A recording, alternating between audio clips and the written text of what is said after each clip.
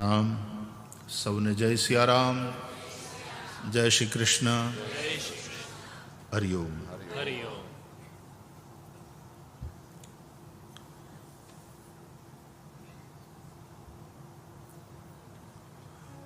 શરીરને ખોરાકની જરૂર પડે છે. પાણી વગર જીવાતું નથી અને પ્રાણવાયુ ઓક્સિજન વિના રહેવાતું નથી. ખાવું પીવું શ્વાસ લેવું આ કોઈ હોબીની વાત નથી, એ જીવનની અનિવાર્યતા છે.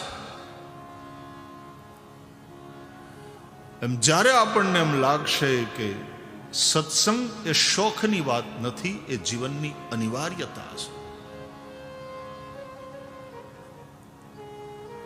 ત્યારે સત્સંગનો મહિમા સમજાશે. કથામાં આવતા હોય એમ કે અમને કથાનો સાંભળવાનો બહુ શોખ, ન આવતા હોય એ લોકો ઘણીવાર એવું કે અમે એ બધામાં નથી માનતા. તમે કોઈ દિવસ એવું કીધું કે અમે રોટલીમાં નથી માનતા, અમે પાણીમાં નથી માનતા, શ્વાસ લેવાની અમને હોબી નહીં, અમને શોખ નહીં? આવું ક્યારેય અને એવું બોલે તો એ બેવકૂફ ગણાય. વાલા, સત્સંગ આપણા માટે અનિવાર્યતા છે.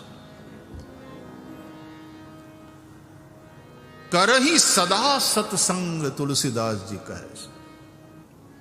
આ સદા શબ્દ શું કામ લગાડ્યો હશે? અરે અન્નની બાબતમાં તો કદાચ તમે ક્યારેક નકોરડો ઉપવાસ કરો,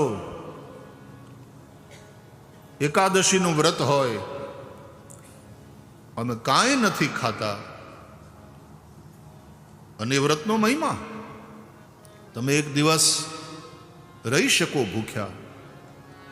ક્યારેક કદાચ કોઈ એવી પરિસ્થિતિમાં તમે ફસાયા હોય તો થોડા દિવસ પણ અન્ન વગર કાઢી નાખવા પડે. ધરતીકંપમાં ઘણીવાર જે લોકો નીચે દબાઈ ગયા હોય ને 3-3, 4-4 દિવસ પછી એ બહાર નીકળતા હોય છે, જીવી જતા હોય છે.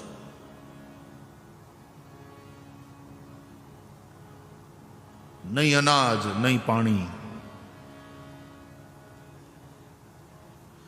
નિર્જલા એકાદશીના દિવસે લોકો આખો દિવસ પાણી વગર રહી શકે એવી તપસ્યા છે.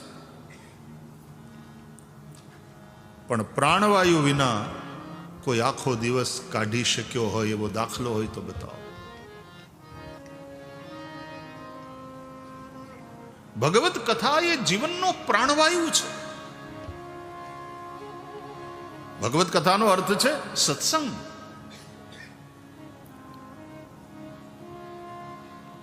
મનને સતત માંજતા રહેવું પડે છે, નહીં તો મન બગડે છે, અને મન બગડે જીવન બગડે.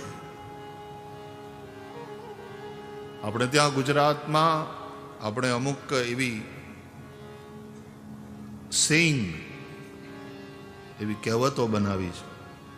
દાળ બગડે એનો દિવસ બગડે.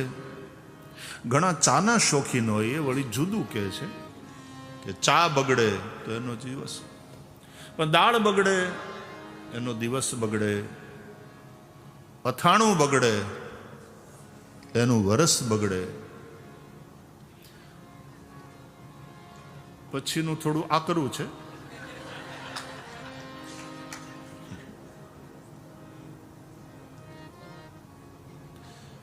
એટલે જેની ઘરવાળી બગડે, અને ઘરવાળી જ નહીં, ઘરવાળો પણ એમાં આવી જાય, કારણ કે લાઈફ પાર્ટનરની વાત છે ને. અને આપણે બેલેન્સ કરીએ ત્યારે બહેનોની બહુમતી છે અહીંયા, એટલે લાઈફ પાર્ટનર એ બગડે તો એનો ભાવ બગડે, પણ મન બગડે એટલે મનખો બગડે. અને એટલા માટે જ વ્યાસ ભગવાન કહે છે, એતસ્માદ અપરમ કિંચન મનઃ શુદ્ધ્યૈ ન વિદ્યતે. ભગવત કથા જેવું મનને શુદ્ધ કરનારું બીજું કોઈ સાધન નથી. મન બગડશે, તમારી ભાવનાઓ બગડશે. મનની હારોહાર બુદ્ધિ એને ટેકો આપશે અને એને ચડાવશે મનને, અને પછી કપટ કરતા શીખવાડશે. ઘણાય ખેલ કરીશું, આપણે આપણા ટ્રેપમાં અટવાતા જઈશું, મનની શાંતિ ગુમાવી દઈશું, સંબંધો બગડશે અને અંતે જીવન નરક જેવું થઈ જશે. સારા ખેલ મન કા હૈ. શાસ્ત્રો કહે છે, મન એવ મનુષ્યાણામ કારણમ બંધ મોક્ષયો. મનુષ્યના બંધન અને મનુષ્યની મુક્તિનું કારણ એનું મન જ છે. અને એટલા માટે ભગવદ્ ગીતામાં વિભૂતિ પોતાની કૈકેયીએ બતાવતા ભગવાન શ્રી કૃષ્ણ કહે છે, ઇન્દ્રિયાણામ મનશ્ચાસ્મિ. ઇન્દ્રિયોમાં મન હું છું. મન એ ઇન્દ્રિયોનો મોનિટર છે, એટલે ઈ કમિટીનો લીડર કહેવાય. તમે કેમ બધી અહીં કમિટીઓ બનાવી છે? મેં એમ સાંભળ્યું છે કે અલગ અલગ કમિટી છે. ભોજન માટેની કમિટી, ટ્રાફિક કંટ્રોલ માટેની કમિટી, મંડપની વ્યવસ્થા જોવા કરવા, અને એવું બધું બનાવવું પડે, હરખી રીતે બનાવવું પડે, સારી રીતે આયોજન કરવું હોય તો. એમ આ શરીરમાં બધી કમિટીઓ બનેલી છે. એમાં જે ઇન્દ્રિયો છે ને, એમાં 5 જ્ઞાનેન્દ્રિયો, 5 કર્મેન્દ્રિયો, અને એનો મોનિટર એટલે મન. અને જેમાં જે શ્રેષ્ઠ છે એ ભગવાનની વિભૂતિ છે. જળાશયોમાં સાગર સૌથી શ્રેષ્ઠ છે. સાગરની પાસે જેટલું પાણી છે એટલા બીજા કયા જળાશય પાસે છે? અને એટલા માટે ભગવાન કહે છે, સરસામસ્મિ સાગરમ. જળાશયોમાં સાગર, સમુદ્ર હું છું. સ્થાવરાણામ હિમાલય. પર્વતોમાં હિમાલય હું છું. એવરેસ્ટની ચોટી ઉપર પહોંચવા માટે દુનિયાના કેટલાય પર્વતારોહકો ઉત્સુક હોય છે, અને એવરેસ્ટ સુધી જઈ આવે તો એને ખાતે એક બહુ મોટો રેકોર્ડ, એક મોટી ઉપલબ્ધિ એને ખાતે નોંધાય.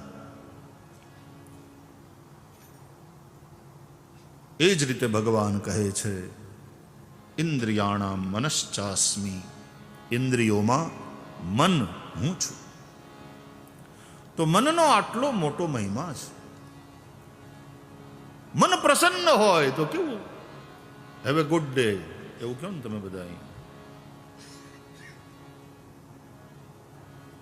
જૈન પરંપરામાં એવું પૂછવાનો એક રિવાજ, શાતામાં છો?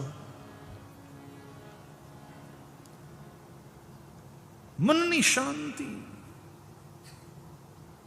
અને જ્યાં સુધી મનની શાંતિ નહીં હોય ત્યાં સુધી આપણે ભલે મિલિયનર હોઈએ, આપણે સુખી નથી. અશાંતસ્ય કુતઃ સુખમ, ભગવદ્ ગીતા કહે છે. જેના જીવનમાં શાંતિ નથી એના જીવનમાં સુખ ક્યાંથી? અને મનની શાંતિ ત્યારે સંભવ છે જ્યારે મન શુદ્ધ હોય. મનમાં કપટ, મનમાં વાસના, મનની મલિનતા એ મનને અશાંત કરે. સંપૂર્ણ વિશ્વની અંદર વ્યક્તિથી માંડી, પરિવારથી માંડી, સમાજથી માંડી અને વિશ્વ પર્યંત આવશ્યકતા છે શાંતિની. અને એટલા માટે આપણે ઉપનિષદના મંત્રોના અંતે 3 વાર બોલીએ છીએ, ઓમ શાંતિ શાંતિ શાંતિ. ઓમ સહનાવવતુ સહનૌ ભુનક્તુ સહ વીર્યં કરવાવહૈ તેજસ્વિનાવધીતમસ્તુ મા વિદ્વિષાવહૈ. ઓમ શાંતિ શાંતિ શાંતિ. ઓમ પૂર્ણ પૂર્ણમદઃ પૂર્ણમિદં પૂર્ણાત પૂર્ણમુદચ્યતે પૂર્ણસ્ય પૂર્ણમાદાય પૂર્ણમેવાવશિષ્યતે. ઓમ શાંતિ શાંતિ શાંતિ. ઓમ દ્યૌઃ શાંતિરંતરિક્ષગું શાંતિઃ પૃથિવી શાંતિરાપઃ શાંતિરોગધયઃ શાંતિઃ. શાંતિ શાંતિ શાંતિ. વનસ્પતયઃ શાંતિઃ ઔષધયઃ શાંતિઃ.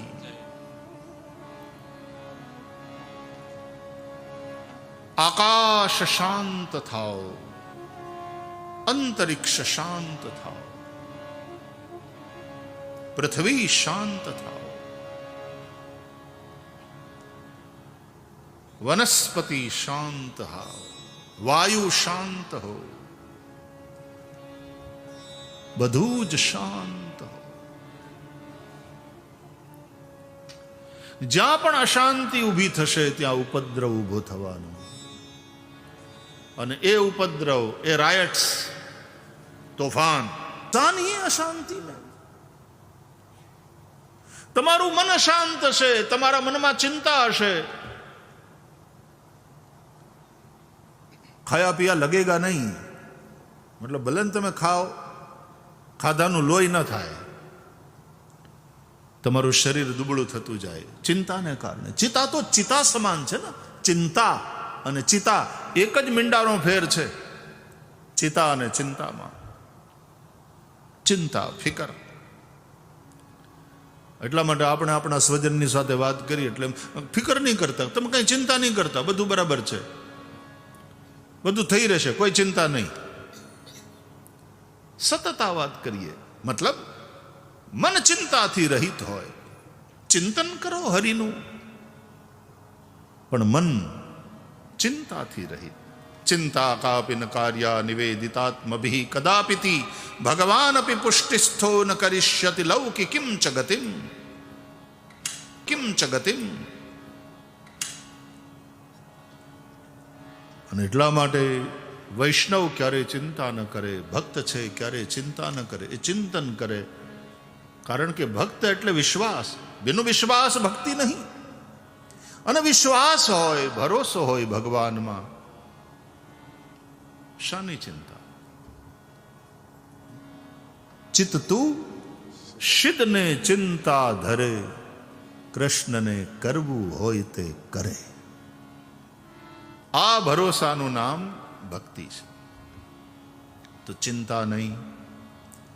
મન ચિંતાથી મુક્ત થાય, મન અશાંતિથી દૂર રહે, મનમાં શાંતિ હોય, મનમાં મલિનતા ન હોય. એ માટે સંપૂર્ણ કોન્સન્ટ્રેટ કરી વાતને મન ઉપર, કે આ મન શુદ્ધ થવું જોઈએ, આ મનની મલિનતા દૂર થવી જોઈએ. અને વ્યાસ ભગવાન કહે છે કે મનની મલિનતાને દૂર કરવા માટે ભગવાનની કથા એ સૌથી શ્રેષ્ઠ સાધન છે. એકવાર મલિનતા દૂર થઈ ગઈ એટલે પછી કથાની જરૂર નહીં એમ નહીં. સદા સેવ્યા શ્રીમદ ભાગવતી કથા, એવું કહ્યું છે વ્યાસજીએ. અમુક તમારે લાઈફ સેવિંગ ડ્રગ્સ હોય, મેડિસિન હોય, તો એ લેવી જ પડે જ ને, જિંદગી ભર લેવાની હોય.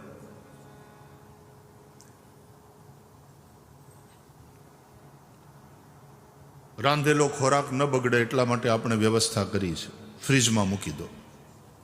અમુક ઇન્જેક્શન, અમુક દવાઓ અમુક ટેમ્પરેચરમાં રાખવાનું કે ફ્રીજમાં મૂકી દો. ફ્રૂટ્સને અંતે ખરાબ ન થાય, કોલ્ડ સ્ટોરેજમાં અથવા તમે તમારા ઘરના ફ્રીજમાં મૂકી દો. તો ખોરાક ન બગડે એના માટેની વ્યવસ્થા છે, મેડિસિન ન બગડે એના માટેની વ્યવસ્થા છે, ફ્રૂટ ન બગડે, શાકભાજી ન બગડે એના માટેની વ્યવસ્થા છે. માણસ ન બગડે એની કંઈ વ્યવસ્થા ખરી? કારણ કે આ બધાય કરતાં વધારે મહત્વનો હોય તો એ માણસ છે. અને માણસ બગડે. આજે તકલીફ એ છે, વિશ્વમાં અશાંતિ એટલા માટે છે કે માણસ બગડ્યો છે, હળી ગયો. હા, સૌરાષ્ટ્ર વાળા તો ગાળ્યું તો એવી નવી નવી કાઢે, કાઠિયાવાડી ગજબ.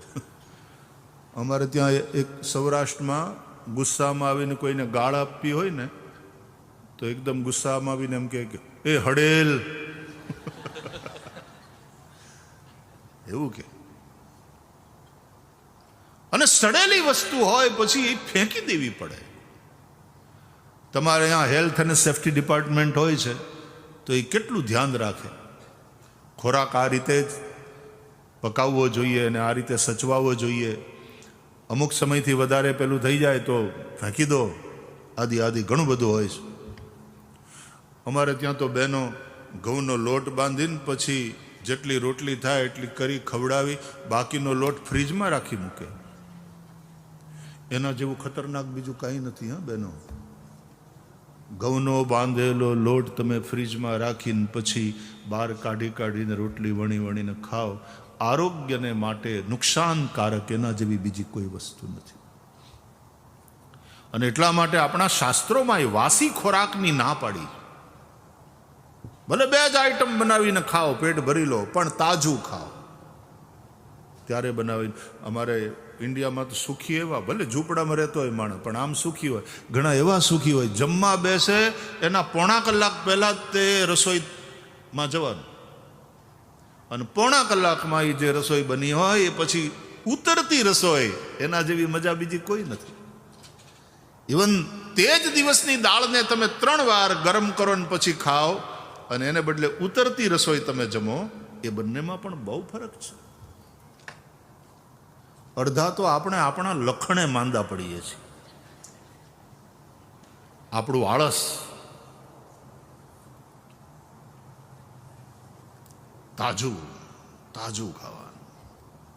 યાત યામમ ગત રસમ, એવો ખોરાક નહીં. ભગવાને ભગવદ્ ગીતામાં પણ ખોરાકના 3 પ્રકાર બતાવ્યા: સાત્વિક ખોરાક, રાજસી ખોરાક અને તામસી ખોરાક.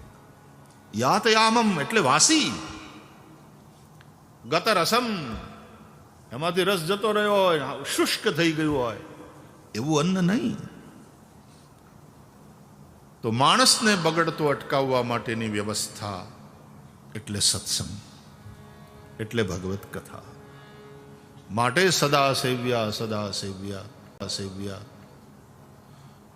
1 કલાક ફ્રીજમાં રાખી મૂકો ને પછી બહાર પેલું કે આજે તમે 7 દિવસ રાખી મૂકો અથવા અને પછી ફ્રીજમાંથી બહાર કાઢી લ્યો, ન બગડે.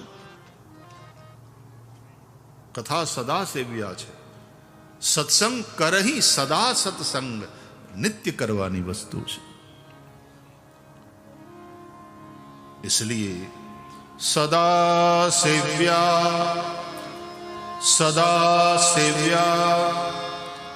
श्रीमद् भागवती कथा यस्या स्मरणमा. सदा सेव्या श्रीमद् भागवती कथा यस्या श्रवण मात्रेण हरिश्चित्तम समाश्रयेत. चित्त शुद्धि માટે ભગવત કથા, उसका આશ્રય. અને કલિકાલમાં આ બહુ સરળ ઉપાય છે. આમાં તમારે થોડું કઈ હિમાલયમાં જઈને તપ કરવાનું છે કે ભૂખ્યા રહેવાનું છે. બધી સગવડ અત્યારે છે કૈલાસ માનસરોવર યાત્રાની, અને છતાં એક્લેમેટાઇઝ થતા કેટલી વાર લાગે. અને જો શરીર એ પ્રમાણે ન થયું માંદા પડી જાય છે લોકો. મેં કેટલાય લોકોને એવા જોયા, કૈલાસ માનસરોવર સુધી પહોંચ્યા પછી પણ માનસરોવરમાં સ્નાન કર્યા વગર પાછું ઉતરી જવું પડ્યું હોય. તો તમારે તો ક્યાંય જવાનું નથી, કથા તમારી પાસે આવી. આના જેવી સરળ વસ્તુ બીજી કઈ છે કે તમે આટલા ભૂખ્યા રહો ને આટલા જપ કરો ને, કઈ નહીં. ગોસ્વામી તુલસીદાસજી એટલા માટે કહે છે રામચરિતમાનસ, એહી કલિકાલન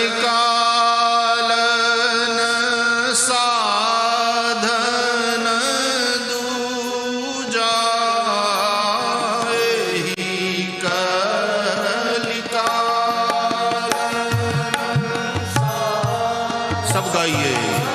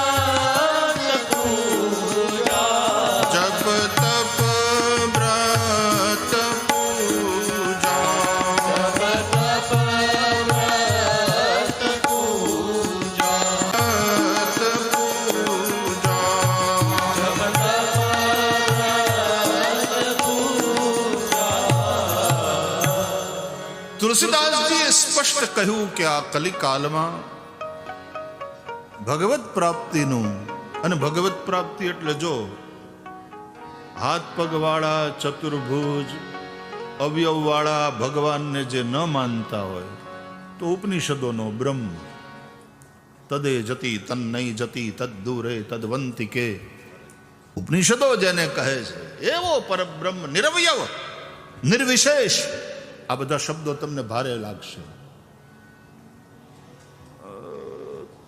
તમે ઘી ખાધું જ નથી, તકલીફ એ છે તમને ઘીની વાસ પણ નથી સહન થતી, અને એના કરતા તકલીફ વધારે કે ડોક્ટરો ના પાડે છે. જ્યારે આપણા વડીલોએ ઘીને અમૃત કહ્યું, ઘી અમૃત છે. કયું ઘી? ગાયનું ઘી. કઈ ગાય? જર્સી નહીં. વેદ લક્ષણા દેશી ભારતની પરંપરાની એ નસ્લની જે ગાય છે એ ગાય અમારી પાસે સાંદીપનીમાં 300 કરતા વધારે ગીર નસ્લની પ્યોર ગીર એ ગાયો છે, અને અમારા છોકરાઓ એ ગાયોનું શુદ્ધ દૂધ પીવે છે અને વેદ ભણે છે. આજે દૂધ એ ભેળસેળિયા થઈ ગયા, પણ તમારે અહીંયા ઇંગ્લેન્ડમાં એ સારું છે, ખાવા પીવાની ચીજો બધી એકદમ ભેળસેળ નહીં ને, અહીંયા ચોખ્ખું ને, એટલું સારું. હું ફ્રૂટ ખાઉં છું તો એ કેવા આમ ગમે આપણને, રસીલા છે. અહીંયા દૂધ પીએ, ભલે ઓલી ગાયનું દૂધ નથી મળતું, A1 મિલ્ક છે અહીંયા, A2 નથી. હા, ટાઈપ A1, ટાઈપ A2 એ મિલ્ક છે ને, એ વધારે સારું તમારા આરોગ્ય માટે.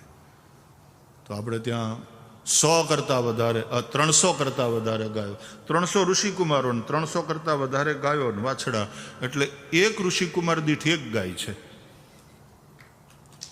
અને શુદ્ધ દૂધ, એનું શુદ્ધ ઘી, એનાથી ભગવાન શ્રી હરિનો ભોગ બને છે. એ શુદ્ધ ઘી એ અમારા હવનમાં અને વૈશ્વદેવમાં વપરાય છે. આ ઘી અમૃત છે. આપણે ત્યાં ભગવાનની પૂજામાં પણ આપણે પંચામૃત વાપરીએ છીએ. એ 5 અમૃત એટલે કયા? દૂધ, દહીં, ઘી, સાકર અને મધ. આ 5ને ભેગા કરો, એની માત્રા અલગ અલગ હોય ને, પાછી એની એક પદ્ધતિ છે. જેટલા ચોખા હોય એટલું મીઠું હોય.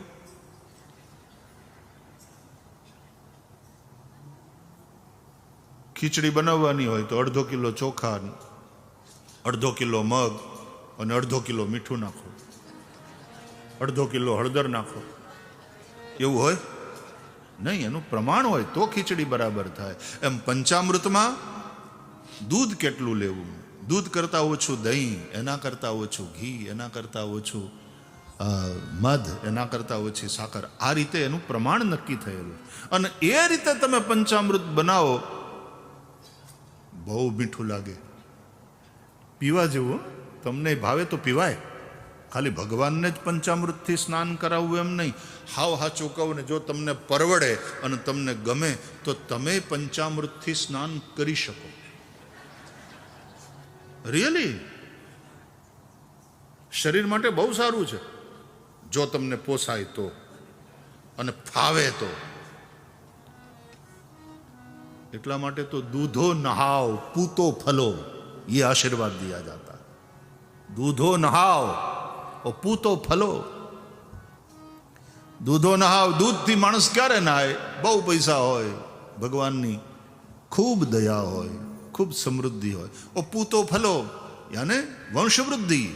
તમારે ત્યાં દીકરા હોય, એને ત્યાં દીકરા હોય, અને આ રીતે જેમ ઝાડવાને ફળ લાગે ને, એમ તમારા વંશને એને ફળ લાગતા જાય. દૂધો નહાવ પૂતો ફલો. તો જો ફાવે તો તમે દૂધથી સ્નાન કરી શકો. દૂધથી સ્નાન કર્યા પછી પાછો એક ચોખ્ખો શાવર લઈ લેવો, ચોખ્ખા પાણીનો. પછી દહીં નાખવું, માથાથી લઈ આખા શરીરે ચોળવું. આમ સિરિયસ, હા, હસવાની વાત નથી. આ તમે કલ્પના વહી ગઈ છે. ભગવાનને જેનાથી નવડાવી એનાથી આપણે પણ નાહી શકીએ.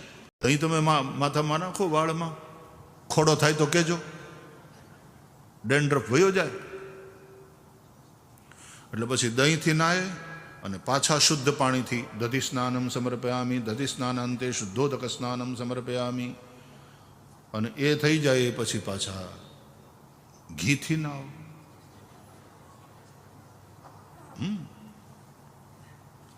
ડરો નહીં, એમાં કંઈ ગંધાશો નહીં તમે. એકદમ સ્કિન એટલી સરસ થઈ જશે. જો ડ્રાય સ્કિન હોય ને એ જતી રહે.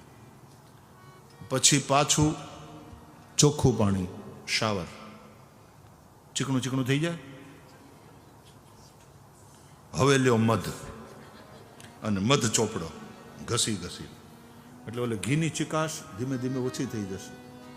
અને મધથી એવી રીતે નાશો ને, ગ્લો. પછી જોજો તમે તમારી સ્કિનનો ગ્લો. આ તમારી ફેર એન્ડ લવલીન બધા તો અત્યારે આવ્યા, અહીંયા મળે છે એવું નથી. અમારા ઇન્ડિયામાં તો બહેનો બહુ એની વાત.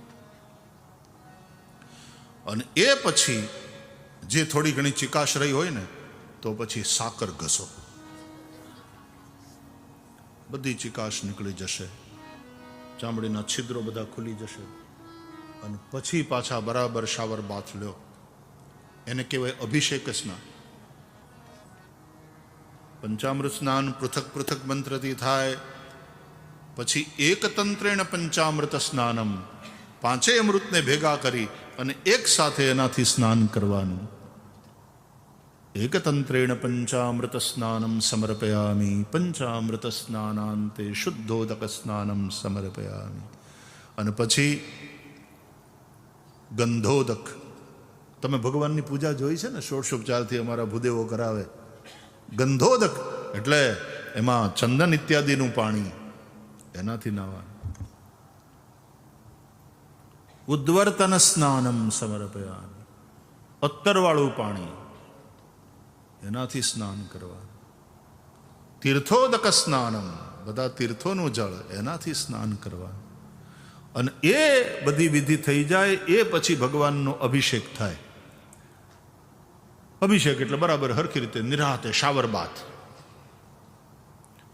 ભગવાનના ઉપર અભિષેક કરવાનો. ગણેશજી હોય તો ગણપતિ અથર્વશીર્ષનો પાઠ અમારા ભૂદેવો કરે અને લગાતાર અવિચ્છિન્ન જલદુગ્ધ ધારાથી ભગવાન મહાદેવને અમે રુદ્રી કરીએ અને અભિષેક થાય.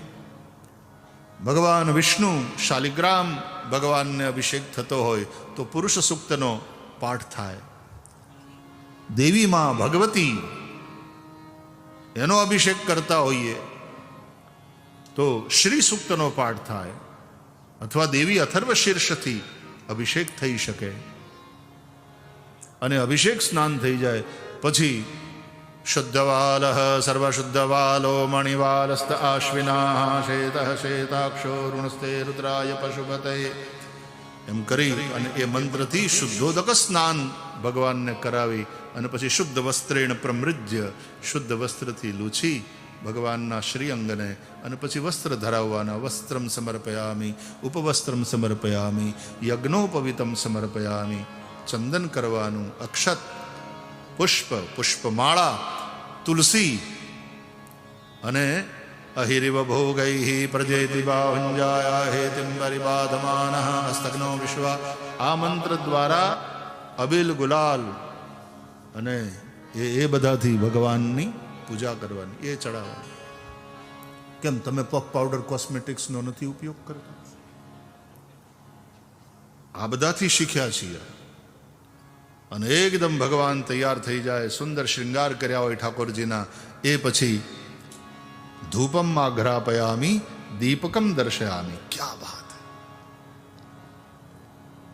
દીવો કરવાનો અને ધૂપ અગરબત્તી. અહીંયા દીવો પ્રગટ કરીને મૂક્યો હોય, અહીંયા અગરબત્તી હોય, કેવું પવિત્ર વાતાવરણ થઈ જાય. અને એ પછી નૈવેદ્ય, પછી ભગવાનને નૈવેદ્ય ધરવાનું. નૈવેદ્ય ધરી અને જલથી સંપ્રોક્ષિત કરી તન મધ્યે તુલસીદલમ પ્રક્ષિપ્ય, એમાં તુલસીદલ પધરાવી અને પછી ગ્રાસ મુદ્રામ પ્રદર્શ્ય. ગ્રાસ એટલે કોળિયો. ગ્રાસ મુદ્રા કરી અને પછી પંચ પ્રાણને પંચ આહુતિ